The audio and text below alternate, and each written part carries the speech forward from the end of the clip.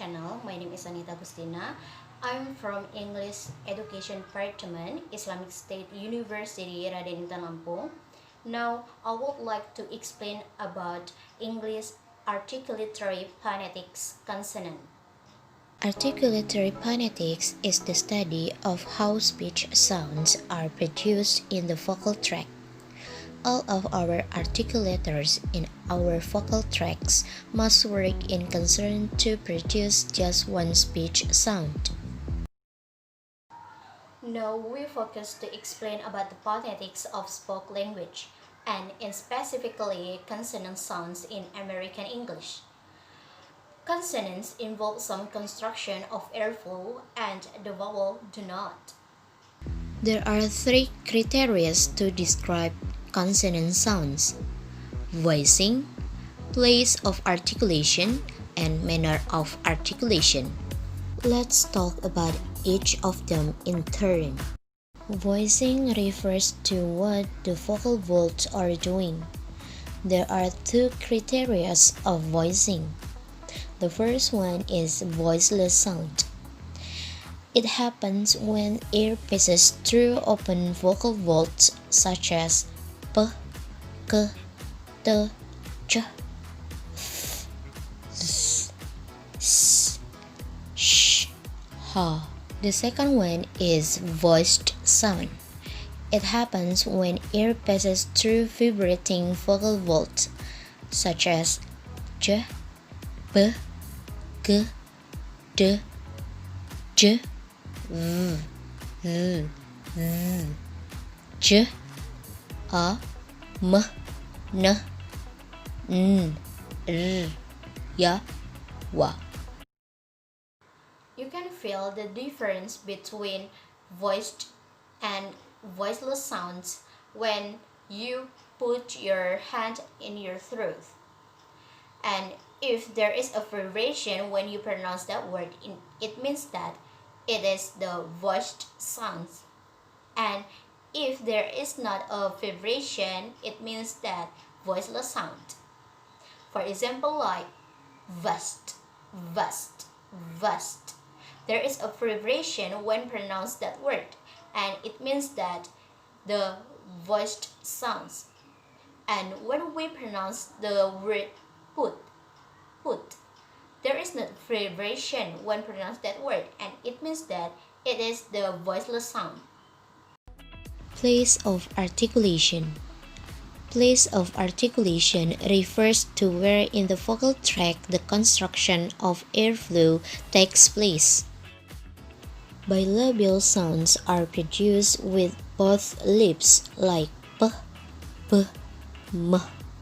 For example, p for past, b for bus, and m for much. Labiodental sounds are produced with the upper teeth and the lower lips, such as f, z.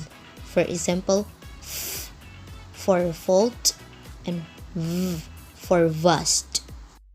Interdental sounds are produced with the tongue in between the upper and the lower teeth, such as s, z. For example, s for thin, z for zen.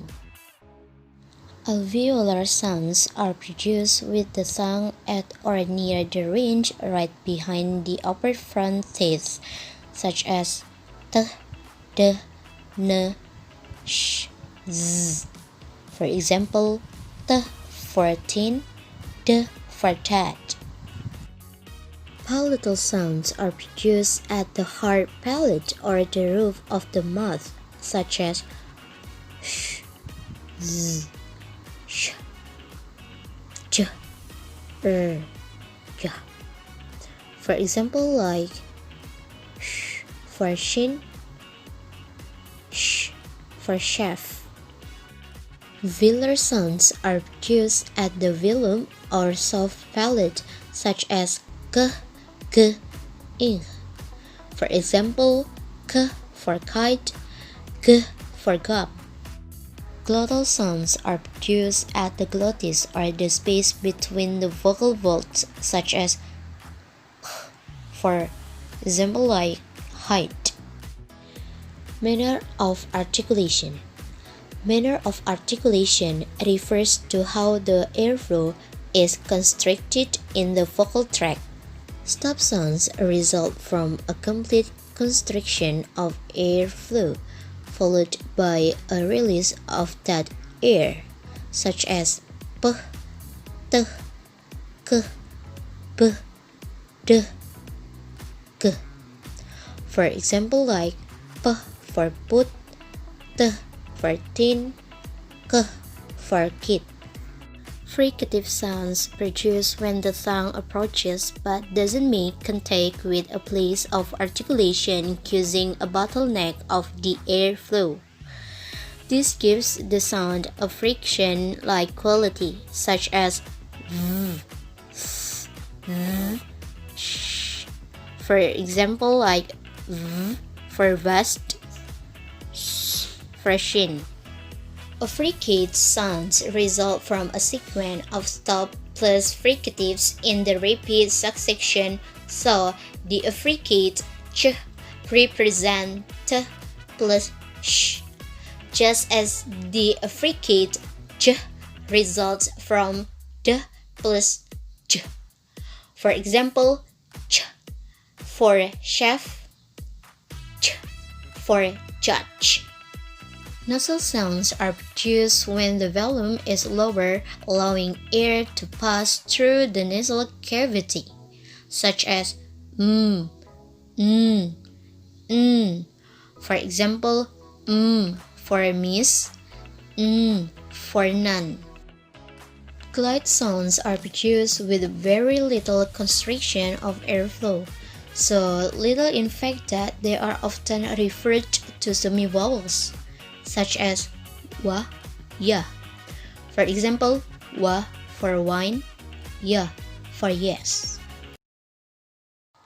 Okay, I have explained to you about the three criteria of describing consonants: voicing, place of articulation, and manner of articulation. So I think that it is enough, and thank you so much for your watching. I hope you can enjoy it, and see you next time. Bye.